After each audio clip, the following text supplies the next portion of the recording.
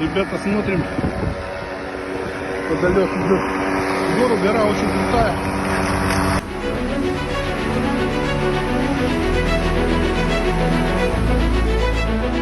Вообще классно, вот он летает.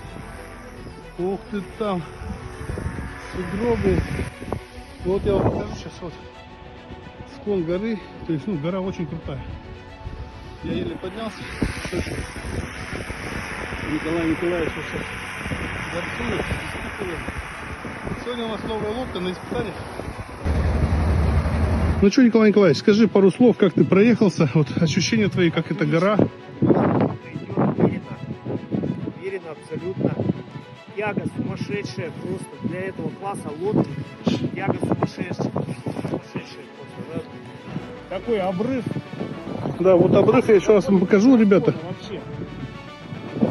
Можно сказать, что без большого какого-то разгона, да, ты без спокойно. разгона абсолютно. Ну, буквально вот за 50 метров я даю газ и поднимаюсь спокойненько. То есть целина, снежная целина, она ездит, разворачивается, без проблем вообще. Ага, ну вот я тут пробовал ходить, тут по колено снега. Вот снег.